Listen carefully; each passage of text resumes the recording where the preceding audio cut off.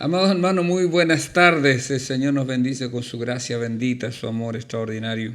Qué bueno poder juntarnos esta tarde a través de este medio para poder compartir la palabra del Señor. Vamos a leer parte del capítulo 2 de Segunda de Timoteo, donde estamos compartiendo ya hace un tiempo esta palabra hermosa. Tú pues, hijo mío, esfuérzate en la gracia que es en Cristo Jesús. Lo que has oído de mí ante muchos testigos, esto encarga a hombres fieles que sean idóneos para enseñar también a otros. Tú, pues, sufre penalidades como buen soldado de Jesucristo. Ninguno que milita se enrede en los negocios de la vida a fin de agradar a aquel que lo tomó por soldado. Y también el que lucha como atleta no es coronado, sino lucha legítimamente. El labrador, para participar de los frutos, debe trabajar primero. Considera lo que te digo y el Señor te dé entendimiento en todo. Acuérdate de Jesucristo, del linaje de David, resucitado de los muertos conforme a mi evangelio, en el cual sufro penalidades hasta prisiones a modo de malhechor, mas la palabra de Dios no está presa. Por tanto, todo lo soporto por amor de los escogidos, para que ellos también obtengan la salvación que es en Cristo Jesús con gloria eterna. Palabra fiel es esta: si somos muertos con Él, también viviremos con Él. Si sufrimos, también reinaremos con Él. Si le negáramos, Él también nos negará. Si fuéramos infieles, Él permanece fiel. Él no puede negarse a sí mismo. Padre querido, gracias por estar aquí conectados con mis hermanos. Ruego esa gracia bendita y ese poder extraordinario tuyo, de tal manera de poder ser bendecido a través de la exposición de la palabra. Te amamos y te adoramos en el nombre de Jesús. Amén. Pablo habla a su discípulo Timoteo, y qué interesante cuando él le dice, ¿verdad? Tú pues, hijo mío, porque la relación de Pablo con Timoteo era, así como en lo natural hay una relación paternal entre padre e hijos, también en este caso para lo espiritual. Para lo espiritual, también Pablo veía así a este joven pastor llamado Timoteo, que él lo había adoptado como un hijo en el ministerio, ¿ya? Y es tan bueno que sea así, ¿verdad? Creo que la voluntad de Dios siempre que hayan padres e hijos espirituales, especialmente en el ministerio donde a veces hay tanta orfandad. No debería ser así si hay padres. Obviamente para que hayan padres también tiene que haber hijos que reconozcan esa paternidad. Hoy día no es muy de mucha renombre recordar, ¿no es cierto?, nuestras raíces, quién nos han enseñado, quién nos han guiado. Pero aquí hay un buen ejemplo. Y Pablo le dice, pues, hijo mío, esfuérzate en la gracia que es en Cristo. Timoteo, como hemos dicho anteriormente, pareciera que era una persona en cierta forma pusilánime, ¿verdad? Variable, no muy firme. Entonces, tímido quizás por naturaleza y quizás se desalentaba con facilidad. Así que él necesitaba, como todos nosotros muchas veces, que alguien nos diga, oye, esfuérzate, ¿verdad? Dios siempre está, ¿no es cierto?, para darnos fuerzas. Él da esfuerzo al cansado, dice el libro de Isaías 40, y multiplica las fuerzas al que no tiene ninguna. Que los que esperan a Jehová tendrán nueva fuerza, levantarán alas como las águilas, ¿ya? Pero obviamente que hay que esforzarse para tener esa fuerza. O sea, no me puedo sentar y que venga la fuerza de Dios. Tendré que orar, tendré que pedirlas, tendré que pedir ayuda a alguien. Tendré que esforzarme en adoración, en búsqueda, en entrega, estar en la presencia de Dios. Dios tiene recursos grandes, ¿no es cierto?, innumerables, diría yo, disponibles para nosotros. Pablo también cuando escribe la carta a los Efesios dice, ¿no es cierto?, que debemos fortalecernos en el Señor y en el poder de su fuerza. O sea, pero tengo que hacer algo. En ese caso ahí había que orar, clamar al Señor. Y este esfuerzo no estaba, hermanos, en la virtud de Timoteo, en algún mérito de Timoteo que pudiera ir adelante. Dije, Señor, yo me merezco esto. Es solamente en la gracia que es en Cristo Jesús, ¿ya? aquí la palabra gracia dice, un hermano por ahí dice, se define como la ayuda divina, el regalo inmerecido, el auxilio que viene de Dios aquí. Siempre es como el regalo o más que el favor inmerecido, ¿ya?, de Dios para nosotros, que es en Cristo Jesús. Esto provee confianza y valor. La gracia debe darnos confianza y valor. La gracia debe sustentarnos para ir adelante, así como es un aliciente para romper con el pecado, también saber que Dios es por nosotros. Y Pablo decía, si Dios es por nosotros, ¿quién contra nosotros? O sea, ¿quién puede prevalecer en contra nuestra? ¿Ya?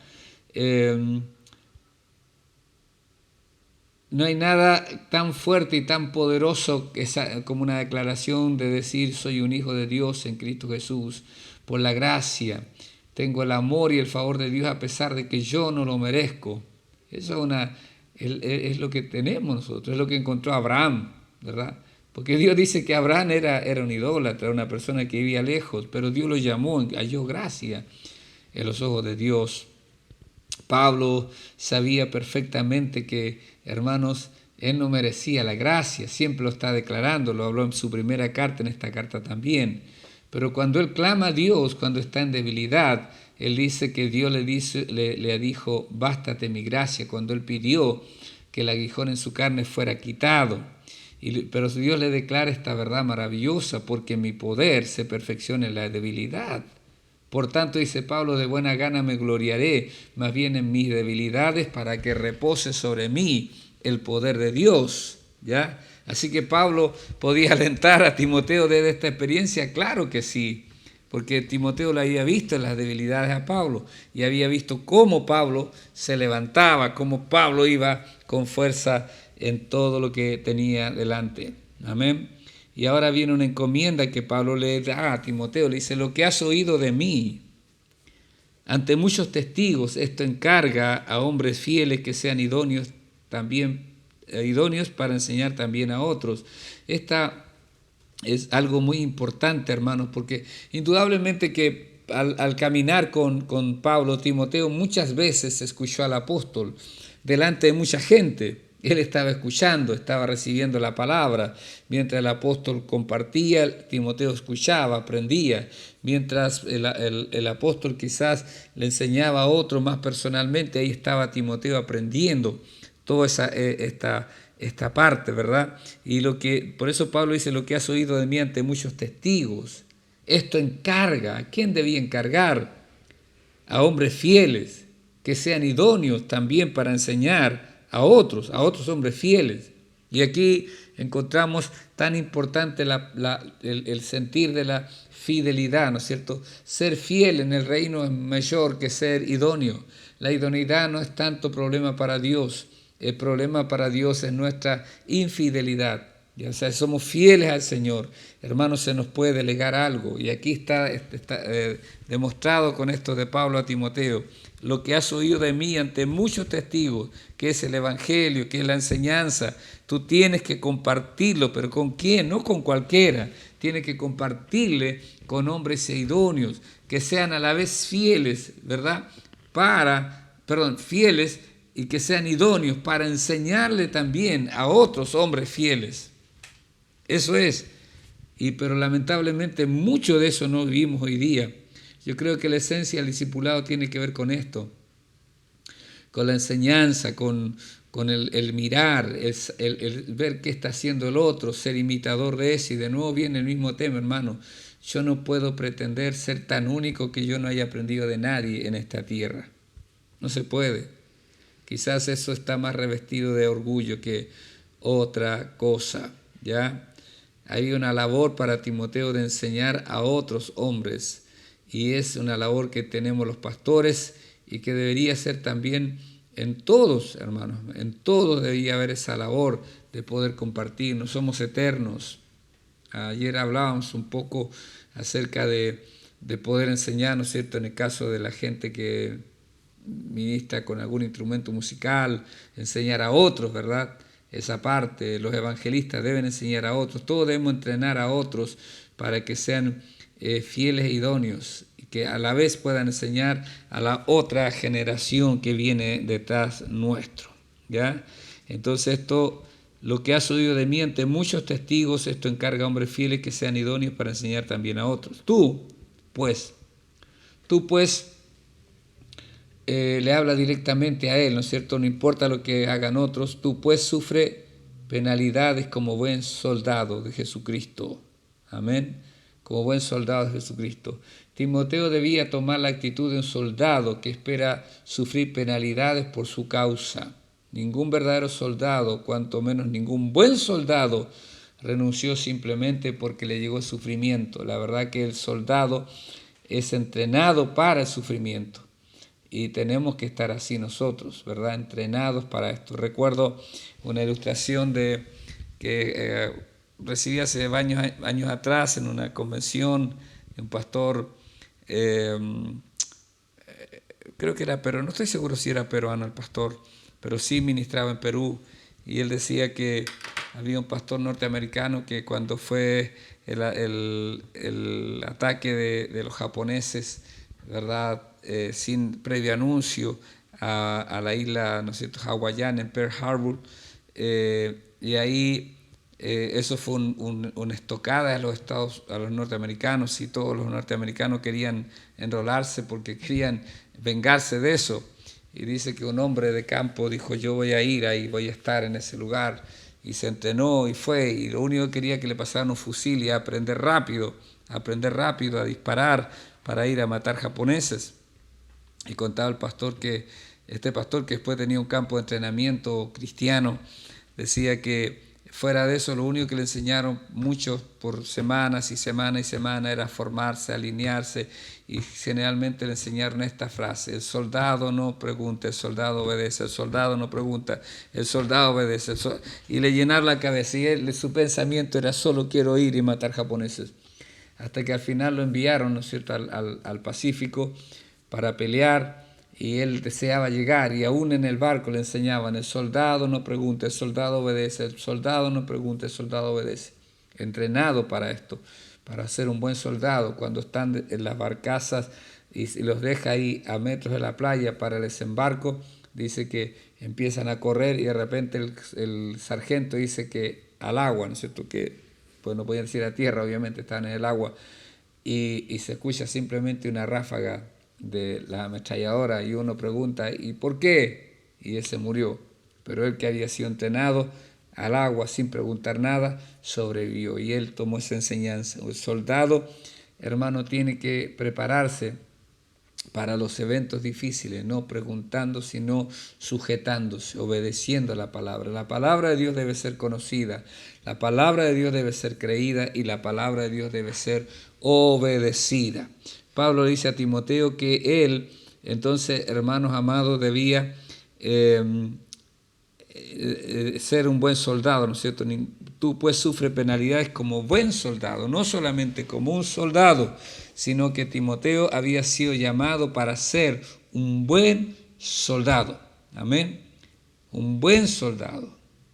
¿Ya? Eso es lo que estaba. El cristianismo no ha sido llamado a una simple comodidad. A veces tenemos que vivir y padecer situaciones, conflictos y dificultades, hermanos, que están delante nuestro, pero que debemos enfrentarlas desde esta perspectiva, como soldados en el Señor. No como consumidores de un reino, que lo único que quiero es que me vaya bien, solamente, ¿ya? Pablo no exhorta a Timoteo para que sea un soldado ordinario, común, sino para ser un buen soldado de Jesucristo. Amén. Eso es lo que está diciéndole. Y después dice: ninguno que milita se enrede en los negocios de la vida a fin de agradar a aquel que lo tomó por soldado. Ninguno que milita, ninguno que está en la milicia, ningún soldado se enreda en los negocios de la vida. Amén. Un soldado tiene que renunciar a muchas cosas, algunas de ellas son malas, como el orgullo, la independencia, la voluntad propia, lo que le hablaba recién, y algunas de ellas son buenas. A veces tienen que dejar su hogar, su familia, ¿ya? Escuché por ahí que por allá por el año 78, cuando tristemente estuvimos a punto de tener guerra con Argentina, Hemos sabido ahora por reportaje que en Argentina se estaban preparando con todo, nosotros éramos ignorantes, y a muchos hombres, los soldados profesionales y también de tropas, los sacaron en la noche y se lo llevaron, y algunas semanas después sabían que estaban en Punta Arenas, que estaban en tal lugar, porque era inminente ese problema, tuvieron que dejar su familia. Sin embargo, si un soldado no está dispuesto a renunciar a estas cosas, no puede ser un soldado. Amén. No puede ser un soldado. Así que, hermanos amados, Dios quiere que seamos buenos soldados para estar en el reino y en el ejército de nuestro bendito Dios. ¿Ya? Dice alguien por ahí, Adam Clark creo que escribe esto, que dice, comillas, fue bien remarcado por Groquio en este pasaje que los soldados legionarios entre los romanos no tenían permitido comprometerse en matrimonio, comercio, trabajo mecánico o cualquier cosa que pudiera ser inconsistente con su llamado. Potente, ¿verdad? Ahí está, esto te llamaron a hacer, ¿ya? Ahora, ¿por qué dice? Porque debemos agradar al que nos tomó por soldados, ¿ya? A fin de agradar a aquel que lo tomó por soldado. ¿Quién nos tomó por soldado? Ya, nuestro Señor Jesucristo. A Él nosotros queremos agradarle, a Él queremos honrarle y a Él queremos glorificarle. Ya, nuestro Dios es un Dios que pelea nuestras batallas. Y después Pablo, ahondando en esto, va a usar dos ilustraciones más. Una de ellas es, hermanos amados, y también el que lucha como atleta no es coronado, sino lucha legítimamente. No es coronado, sino lucha legítimamente. Pablo habló, hermanos, de la guerra, ¿no es cierto? Y aquí está hablando de los deportes, ¿no es cierto? En Grecia, principalmente donde nace el tema de las Olimpiadas, era muy importante el ser atlético, ¿no es cierto? Un atleta no puede modificar ni inventar las reglas a su antojo, debe competir legítimamente si quiere recibir la corona, ¿ya? Es posible que nosotros caigamos en el error de querer, hermanos, hacer nuestras reglas para seguir el Evangelio. El Evangelio según San Gabriel no existe. Es el Evangelio de nuestro Señor Jesucristo y Él tiene reglas para seguir eso. Entonces, si un atleta no lucha legítimamente, hoy día es descalificado.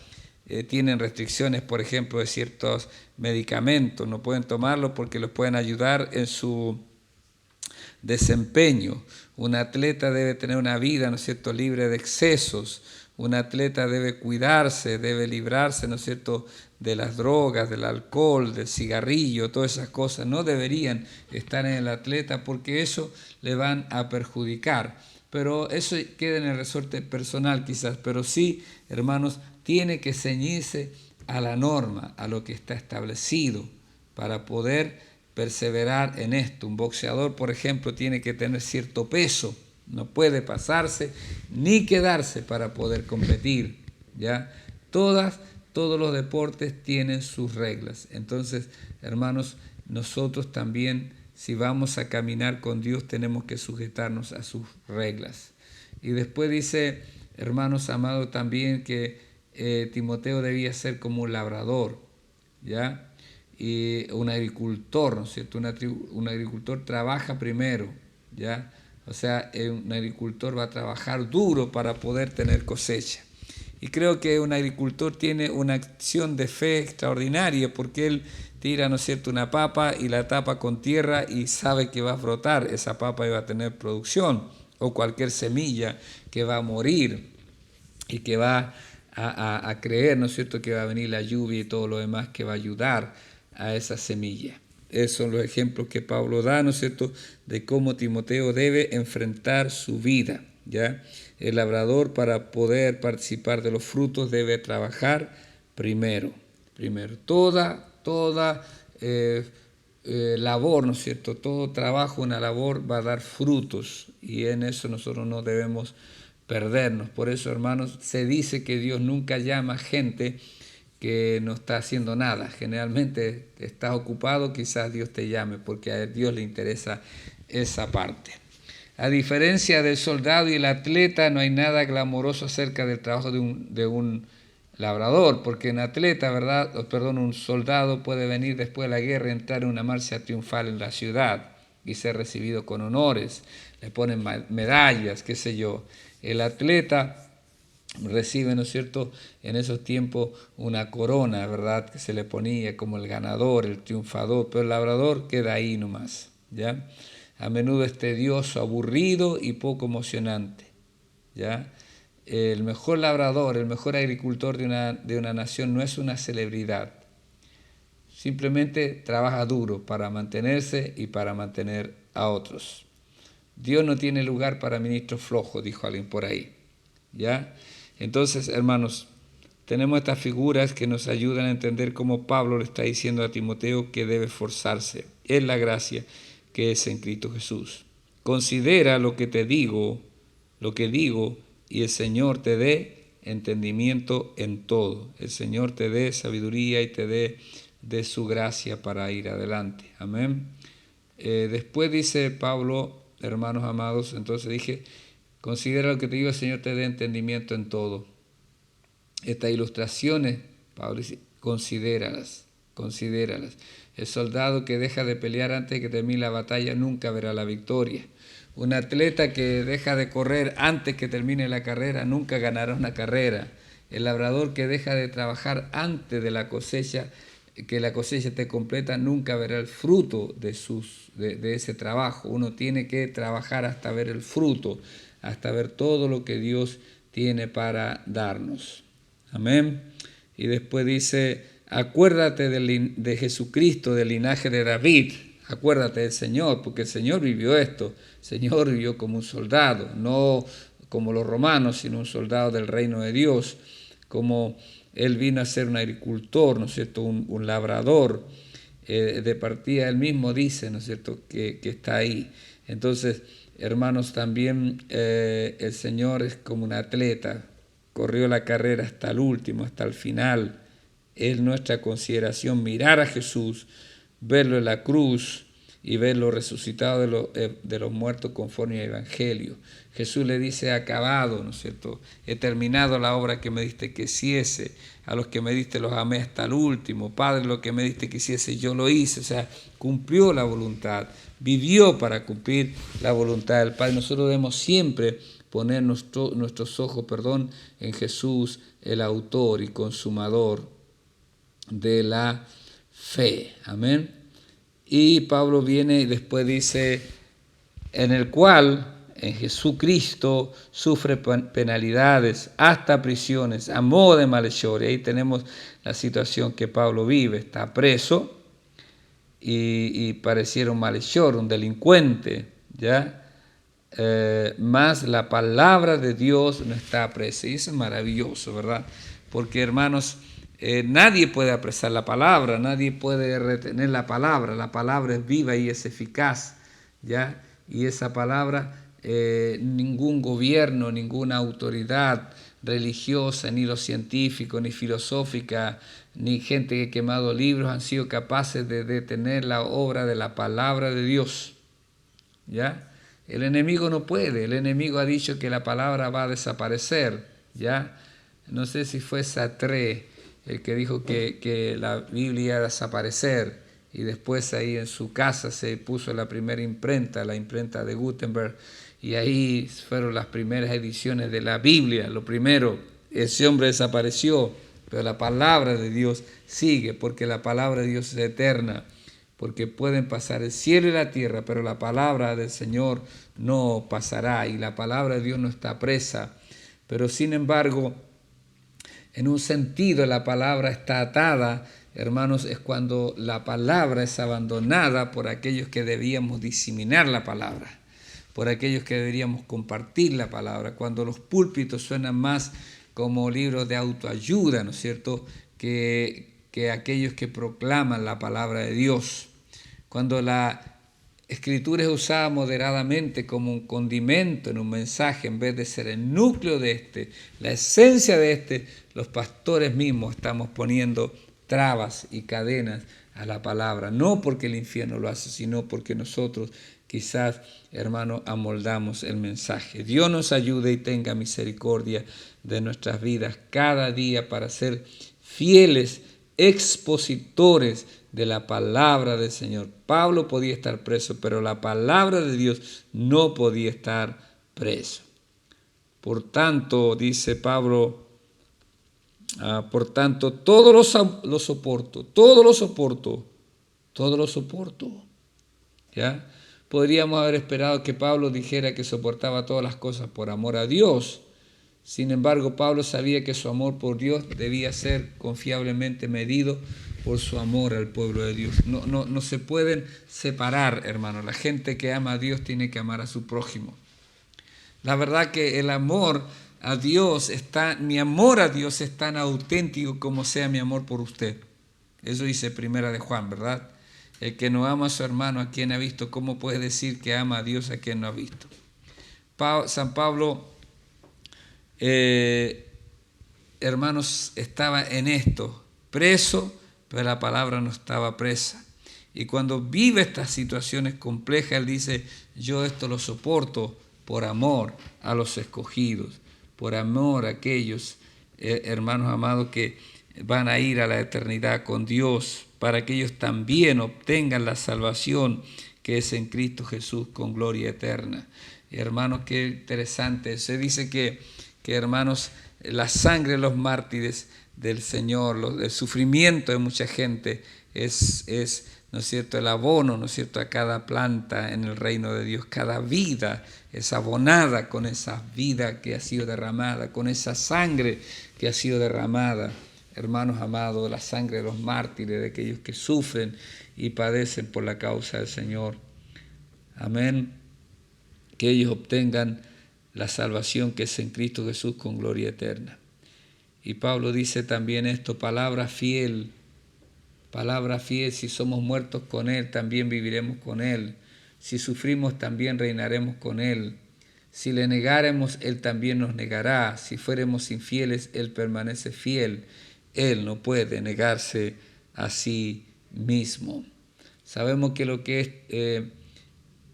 tener un cántico de oración en nuestra mente, hermanos, uno que expresa nuestro corazón. Aquí Pablo cita, al parecer, un himno cristiano antiguo, conocido, obviamente, en la iglesia en ese momento. Por eso le digo, sabemos lo que es el canto de adoración, de sentir eso que le estamos diciendo a Dios. Pero aquí Pablo pareciera que cita un pedazo de un himno, quizás la estrofa, el coro de un himno. Si somos muertos con Él, también viviremos con Él. Si sufrimos, también reinaremos con Él. Si le negáramos, Él también nos negará. Si fuéramos infieles, Él permanece fiel. Él no puede negarse a sí mismo. Amén. Si somos muertos con Él, ¿ya? También viviremos con Él. Entonces, si este es un canto, la canción comienza con una promesa de resurrección para aquellos que han muerto en Cristo Jesús, nuestro Señor. ¿Ya? Hermanos, la Biblia habla de morir de dos maneras. Una muerte, ¿no es cierto?, es la muerte física que todos tenemos a no mediar que el Señor nos encuentre vivo cuando vuelva. ¿Ya? Vamos a ir a la muerte. Esa es una muerte, ¿no es cierto?, que entró, ¿no es cierto?, con el pecado. Pero hay otra muerte voluntaria que los cristianos tenemos que tener, y es lo que Pablo expone cuando habla en Romanos capítulo 6 y habla acerca del bautismo, que los que hemos muerto en Cristo Jesús. ¿Ya? Entonces Pablo también lo dice en Gálatas capítulo 2, verso 20, con Cristo estoy juntamente crucificado y ya no vivo yo, si no vives porque está muerto, ¿ya? Sino que vive Cristo en mí, y lo que ahora vivo en la fe, vivo en la carne, lo vivo en la fe del Hijo de Dios, el cual me amó y se entregó a sí mismo por mí. Si morimos con Él, no estaremos muertos, viviremos con Él. ¿Ya? Hermanos, Jesús dijo lo siguiente también acerca de su propia persona, pero Él dice, hermanos amados, dice que si el grano de trigo no cae a tierra y muere, queda solo, queda infructífero, puede quedar como un recuerdo, puede quedar incluso como un adorno, puede hacer un montón de cosas, puede grabar su nombre quizás ahí, pero hermano, no tiene fruto. Solamente cuando morimos vamos a dar fruto que permanece para vida eterna. Así es, pero tiene que haber muerte, ¿ya? El secreto de la vida cristiana abundante es morir. Si sufrimos, dice Pablo, también reinaremos con Él, ¿ya? Este himno entonces le asegura al creyente fiel una promesa eterna. Este principio nos asegura que vale la pena soportar las pruebas y dificultades presentes. La recompensa es más grande de lo que uno pudiera ganar. Reinaremos con Él. Amén. Qué interesante. Después dice, si le negáramos, Él también nos negará. Entonces hay una advertencia, ¿ya? La canción advierte que aquellos que niegan a Jesús, que ellos también serán negados. Ya el que me negare delante de los hombres, yo también le negaré delante de mi Padre, dijo el Señor. ¿Ya? Uno puede negar al Señor por su doctrina errada, cambiar de doctrina o su manera de vivir. ¿Ya? Si mi manera de vivir no es acorde al reino, estoy negando al Señor, estoy negando su vida, lo estoy negando, que es el que cambia, que es el que transforma. ¿Ya? Y quiere el Señor que nunca nos apartemos de este libro, de creer este libro, de proclamar este libro y de vivir en este libro. Si le negáremos, Él también nos negará. Si fuéramos infieles, Él permanece fiel. Él no puede negarse a sí mismo. ¿Ya? No podemos negar a Jesús, debemos permanecer leales a Él. Sin embargo, si uno se aleja, no cambia. Dios, ¿no es cierto? Él permanece fiel. Me hace acordar, hermanos amados, el momento, ¿no es cierto?, cuando el hijo pródigo se va de su casa y niega seguramente a su papá, niega su familia. Cuando llega a lo último, usted conoce la historia, sin embargo el padre está esperando que el hijo vuelva, que el hijo llegue. Hermanos amados, eso es tremendamente poderoso, ¿no es cierto? Y nosotros, hermanos amados, debemos mirar eso, ese ejemplo de no volver atrás, ¿no es cierto? El cristiano puede permanecer fiel mientras Dios le otorgue poder. Por eso Pablo está dentro de ese contexto, que Timoteo se esfuerce en la gracia. Hermanos, nosotros debemos permanecer fiel al Señor, ¿ya? El hijo pródigo, como dije antes, volvió en sí y vio su fidelidad y regresó a casa, a la fidelidad de su padre, ¿ya? Y él, siendo infiel, vuelve a la casa y es restaurado y es bendecido.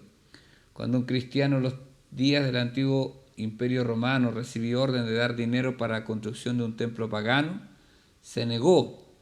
Y aunque era anciano, lo desvistieron y dejándolo prácticamente desnudo, le cortaron todo el cuerpo con lanza y cuchillos.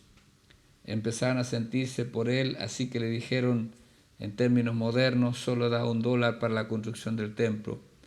Pero él seguía sin querer, así que se le untó miel y mientras sus heridas aún sangraban, le echaron abejas y avispas, las cuales le picaron hasta matarlo. Él podía morir, pero no podía negar a su Señor. El Señor puede darle a usted la misma fuerza, a mí la misma fuerza para vivir para Él, incluso como este hombre murió por Él. Hoy día, hermanos, hay muchos hermanos alrededor del mundo padeciendo por la causa del Señor. Hay muchos hermanos que mueren, que son atormentados, que son perseguidos y son fieles a Dios, y Dios obviamente permanece fiel. Y hay muchos que vivimos en tanta infidelidad, pero aún los brazos del Salvador están abiertos hacia nuestras vidas. Por ello le honramos y le bendecimos. Así que entregamos esta palabra, amados hermanos. Sigue estudiando, sigue mirando la palabra, porque la palabra es buena y es eficaz para nuestra vida. Señor amado, te damos tantas gracias por el ejemplo de Timoteo, el ejemplo de Pablo. Tan importante es, Dios, que nos esforcemos en la gracia que es en Cristo Jesús. Tan importante es, Padre, que, Señor, podamos enseñar lo que hemos recibido a hombres fieles e idóneos, pero yo quiero ser fiel e idóneo para también en tu reino, para que tú me uses. De saber que soy un soldado, soy un atleta y soy un labrador, pero debo hacerlo bien para la gloria de tu nombre. Señor, ayúdanos a vivir en fidelidad, en piedad, en honestidad, delante de tu presencia. Te amamos, Dios, y te damos gloria, te brindamos honor y alabanzas a ti en el nombre de Jesús. Amén y amén.